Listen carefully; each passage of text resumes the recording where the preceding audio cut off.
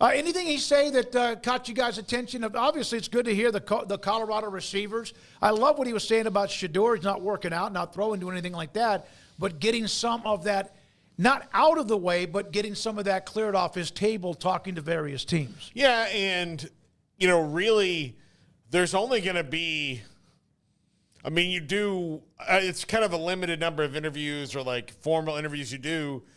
I know that some teams will talk to him, but if you pick anywhere after about fifth and are not ready to, trade a bunch of draft picks to get up there, you might be wasting your time talking to him, because he's one of the only two quarterbacks that's going to carry a first-round grade. And depending on the service you look at, some people don't have first-round grades on either of those two quarterbacks. So who knows? But it's Cam Ward and him are going to be the two quarterbacks off the board in the first round for sure. If somebody else sneaks in there, maybe, because it's a quarterback. But yeah, so get some of that out of the way, especially if it's a team that might be thinking about, should we do this, but we have the 16th pick?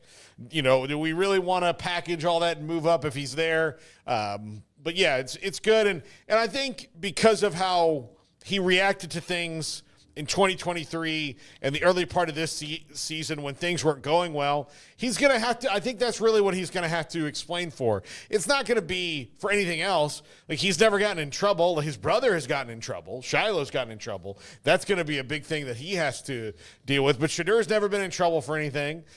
His thing is going to be, what kind of a leader are you? How are you going to we got to build around you? How's the team going to react to you? And are you a selfish guy, or are you just a guy who's got a lot of bravado? Yeah, Shiloh will have to answer things of why was the defense better when you were not there? At times. And yeah, certainly off the field, the whole teacher incident. Yeah. That just sort of came and went, but was obviously a very serious deal. And whatever else, if you're anybody in this draft, they've picked apart your entire background, so it's not like Shiloh alone. But those are a couple of things that, he'll have to answer for. But everybody's answering everything about everything in their lives, so that's just part of the process. But I'm glad to hear that Colorado's guys are representing well. I mean, it's an easy school to sell wide receivers on, I would think. I've got some huge news. We have officially found the unlock to optimizing performance for young athletes. Now, for the past 15 years, I've been training quarterbacks, tons of camps, tons of college and NFL players. But for the last 3 years, my team and I have been on a mission to solve the questions that I was getting about what should young athletes, in particular athletes with developing bodies, what should they be consuming? I came to the conclusion that I think nutrition is actually the number one opportunity as an athlete that you have to make an impact on all the work that you're putting in. Speaking directly to the parents, this is probably the number one opportunity you have to make a huge impact on all the work and effort and resources that you've been putting in to give your young athlete an opportunity to chase their dreams. We've created Thread Performance to solve that problem. We're launching this summer with a suite of products that are absolutely going to change the game for your development. This is just the beginning of our mission to revolutionize sports nutrition specifically for young athletes. Give @Thread Performance a follow. The link in the bio, there's an opportunity to sign up for the waiting list and be the first to grab yours.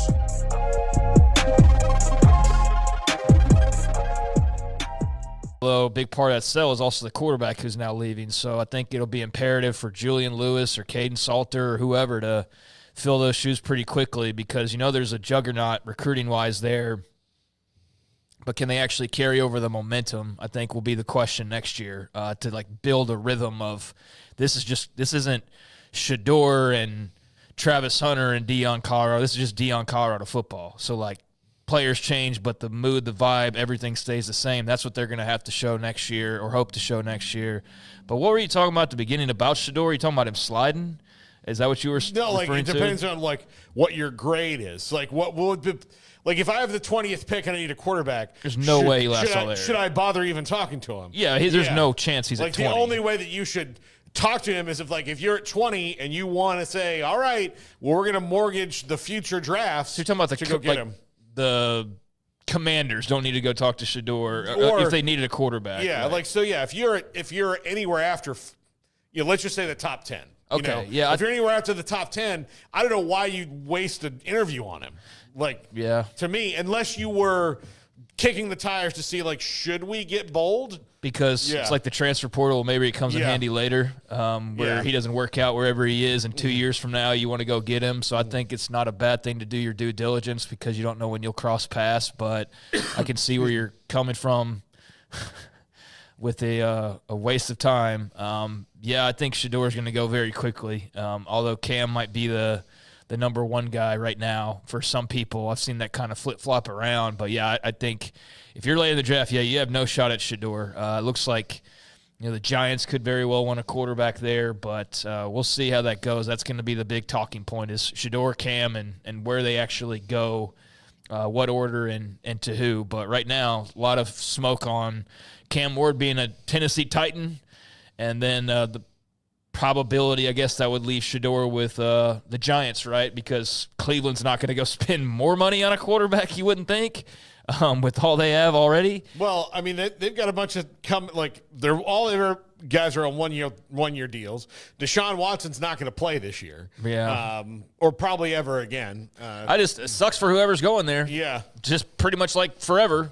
Pretty much forever. I mean, we watched some really great players leave this very town, get drafted by Cleveland, and just completely flatline as far as pros. Now, some of that was on them, not mature enough, whatever the case may be, but I do think there was a pattern of they went to one specific organization and none of them worked out there, and then went maybe to other places to have varying levels of success. So, that's a tough spot, but if anybody could go in there and, win them some games or turn it around, I do think there are some guys like Travis Hunter or, who else would be up there near the top of the list? Abdul Carter. Obviously those guys could go in there and make immediate impacts. But, I think Shedeur and Cam will be a fun little quarterback duo to watch as rookies. Beyond that, a lot of question marks about that group overall. But I'm still intrigued by Quinn Ewers. I'm still intrigued by some of these other guys because they might not be the sure things at the top, but they're still interesting players after watching them in college. If you're Cleveland has the exact same, pick in the second round. Yeah. So would you take Quinn Ewers at that spot? If you could get Travis Hunter early on, I'm sure that's probably what the Cleveland podcast will be discussing a lot over these upcoming months is what's your best maximized value. So, you don't need to get a guy right away, and I don't think that changes their fortunes that much. So, probably would be the way to go in their situation. But